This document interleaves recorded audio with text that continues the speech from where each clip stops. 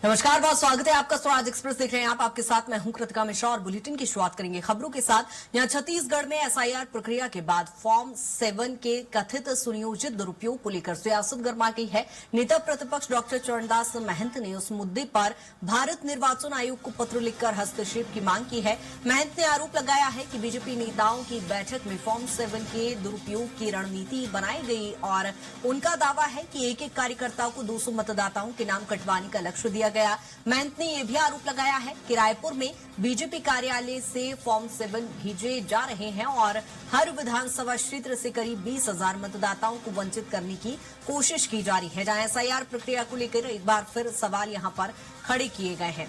यहां चरणदास महंत ने ये सवाल उठाए हैं। जहां इलेक्शन कमीशन को चरणदास महंत ने एक पत्र लिखा है। फॉर्म 7 विवाद को लेकर ये पत्र लिखा गया है, जिसमें मतदाता सूची से नाम कटवाने की साजिश के आरोप यहां पर लगाए गए हैं। आपको बता दें कि चरणदास महंत ने आरोप लगाया है कि बीजेपी यहां पर फॉर्म 7 का दुरुपयोग कर रही है और इसके माध्यम से कई नाम यहां पर काटे जाने की कोशिश की जा रही है। चूंकि एसआईआर प्रक्रिया को लेकर शुरुआत से ही कई सवाल खड़े कांग्रेस की ओर से किए जा रहे थे। ऐसे में अब इलेक्शन कमीशन को यहां पर एक पत्र चरणदास महंत के द्वारा लिखा गया है, जिसमें फॉर्म 7 के दुरुपयोग के आरोप लगाए गए हैं। बीजेपी पर यह आरोप है कि कई नाम इसमें से काटे जा रहे हैं। इलेक्शन कमीशन को डॉक्टर चरणदास महंत ने एक पत्र लिखा है और पत्र में ये शिकायत की है और हस्तक्षेप करने की मांग यहां पर की जा रही है। जहां विधानसभा से 20,000 वोट कटवाने की यहां पर कोशिश की गई, फॉर्म 7 का यहां दुरुपयोग किया जा रहा है। इस तरह के गंभीर आरोप चरणदास महंत के द्वारा लगाए गए हैं और यहां पर 20,000 से ज्यादा नाम काटे जाने की साजिश की जा रही है। इस तरह के आरोप पत्र के माध्यम से यहां पर लगाए गए हैं और ये पत्र इलेक्शन कमीशन को लिखा गया है, जिसमें हस्तक्षेप करने की भी इलेक्शन कमीशन के द्वारा मांग यहां पर की गई है। और ऐसे में अब देखना होगा हालांकि इस पर क्या कुछ पलटवार बीजेपी का होता है। जहां बीजेपी पर कई गंभीर आरोप लगे हैं, फॉर्म 7 के दुरुपयोग के आरोप यहां पर चरणदास महंत ने लगाए हैं। इलेक्शन कमीशन को पत्र लिखा है और हस्तक्षेप करने की मांग की है। जहां आपको बता दें कि एसआईआर को लेकर शुरुआत से ही कांग्रेस कई सवाल खड़े करती आई है, कई गंभीर आरोप लगाती आई है। ऐसे में एक बार फिर फॉर्म 7 के दुरुपयोग को लेकर यहां पर गंभीर आरोप भाजपा पर लगे हैं। जहां वोटर्स के नाम काटे जाने की साजिश यहां पर की जा रही है, इस तरह के गंभीर आरोप को लगाए गए हैं और इसी को लेकर चरणदास महंत ने इलेक्शन कमीशन को पत्र लिखा है और बीजेपी पर कई गंभीर आरोप लगाए हैं। जहां फॉर्म 7 के दुरुपयोग के आरोप लगाए हैं, इसके साथ ही 20,000 से ज्यादा वोटर्स के नाम काटे जाने को लेकर आरोप लगाए हैं। हालांकि फिलहाल आपको बता दें कि बीजेपी की ओर से किसी प्रकार की कोई प्रतिक्रिया अभी सामने नहीं आई है। जहां एसआईआर प्रक्रिया को लेकर लगातार यहां सवालिया निशान कांग्रेस की ओर से खड़े किए जा रहे थे और एसआईआर प्रक्रिया हमेशा से कांग्रेस के लिए एक संदेहास्पद स्थिति बनी हुई थी और इसको लेकर अब एक बार फिर गंभीर सवाल यहां पर खड़े किए जा रहे हैं। जहां फॉर्म 7 के दुरुपयोग के आरोप यहां पर लगे हैं और आपको बता दें कि अब डॉक्टर चरणदास महंत के द्वारा इलेक्शन कमीशन को पत्र भी लिखा गया है। कई गंभीर आरोप यहां पर लगाए गए हैं और इलेक्शन कमीशन के हस्तक्षेप की अब मांग की जा रही है। छत्तीसगढ़ में एसआईआर को लेकर शुरुआत से ही सवाल खड़े हो रहे थे और एक बार फिर एसआईआर को लेकर फॉर्म 7 के दुरुपयोग को लेकर ये आरोप लगे हैं। जहां बीजेपी पर 20,000 से ज्यादा वोटर्स के नाम काटे जाने को लेकर आरोप लगाए गए हैं, इसके साथ ही फॉर्म 7 के दुरुपयोग को लेकर आरोप लगे हैं और अब देखना होगा आगे इस पूरे मामले पर क्या कुछ इलेक्शन कमीशन की ओर से क्या हस्तक्षेप होगा या आगे क्या कार्रवाई की जाएगी।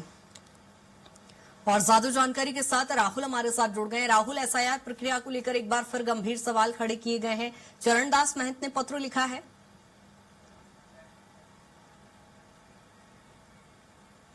जी, आपको बता दूं कि जो पूरी एसआईआर की प्रक्रिया है वो चरणबद्ध तरीके से चल रही थी, जिसमें लगातार जो पहले जो प्रारंभिक मतदाता सूची है वो जारी की गई थी और उसमें संशोधन के काम जो है वो जारी थे। जो 22 तारीख को जिसकी अंतिम तारीख थी वो खत्म हो चुका है और उसके बाद हमें फॉर्म 7 जिसे जमा किया जाता है किसी ऐसे व्यक्ति का नाम हटाने के लिए जो उस वक्त वहां पर मौजूद नहीं है और इसी के लिए जो पूरी सियासत है वो देखी जा रही है। जहां पर चरणदास महंत नेता प्रतिपक्ष ने लेटर लिखा है। लेटर लिख करके उन्होंने साफ कहा है कि जो पूरा निर्वाचन निर्वाचन की एसआईआर की प्रक्रिया में जो फॉर्म 7 है उसका दुरुपयोग किया जा रहा है और पूरे इस दुरुपयोग के पीछे भारतीय जनता पार्टी का हाथ है और इसने अपने तमाम कार्यकर्ताओं को कई जिम्मेदारियां दी है, जिसके तहत लगभग 200 फॉर्म 7 के जो फॉर्म है एक एक कार्यकर्ता को भरने की जो बात है वो यहाँ पर चरणदास महंत करते हुए नजर आ रहे हैं। इस बीच में उन्होंने काफी चिंता जताई है और जिस तरीके से पत्र निकल करके सामने आया तो छत्तीसगढ़ में जो सियासी घमासान है वो इस पूरे विषय को लेकर के देखा जा रहा है और लगातार जिस तरीके से चरणदास महंत ने लेटर लिखा, उन्होंने सीधा भारत के निर्वाचन आयोग में जो अपना लेटर है मुख्य निर्वाचन अधिकारी को प्रेषित किया है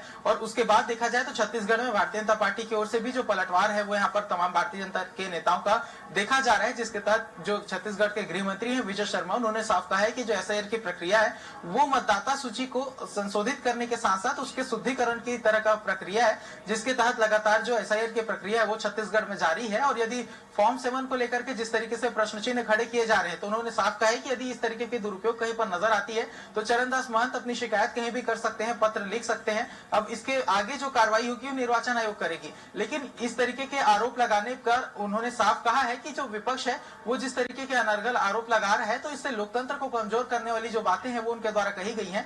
तो साफ तौर पर कहना है कि जो एसआईआर की पूरी प्रक्रिया है वो लोकतंत्र को मजबूती देने वाला है और कहीं से भी जो लोकतंत्र को कमजोर करने के प्रयास जो इस तरीके से चल रहे हैं वो सफल नहीं हो पाएंगे। और इसी के तहत लगातार जो सियासत है वो इस पूरे मामले को लेकर के चल रहा है, क्योंकि देखा जाए तो पहले भी एसआईआर की प्रक्रिया जब से चालू हुई है तब से देखा गया कि जब प्रारंभिक स्थिति की बात करें तो जब घोषणा हुई तो उस टाइम पर भी जो कांग्रेस पार्टी है वो निर्वाचन आयोग पहुंचा हुआ था, उन्होंने कहा था कि जो तारीखें हैं उसे और ज्यादा एक्सटेंड किया जाए। बिल्कुल राहुल, शुरुआत से ही देखते आ रहे हैं दोनों ही पार्टियों के अपने अपने तर्क हैं और कांग्रेस शुरुआत से ही एसआईआर प्रक्रिया को लेकर जिस तरह से आपने भी बताया कि सवाल तो खड़े कर रही है, लेकिन जब चरणदास महंत इलेक्शन कमीशन को पत्र लिखते हैं तो क्या अब इस पारदर्शिता को लेकर कहीं ना कहीं जांच की जाएगी कि फॉर्म 7 का वाकई दुरुपयोग यहां पर किया जा रहा है? आगे मतलब क्या कुछ प्रतिक्रिया रहेगी?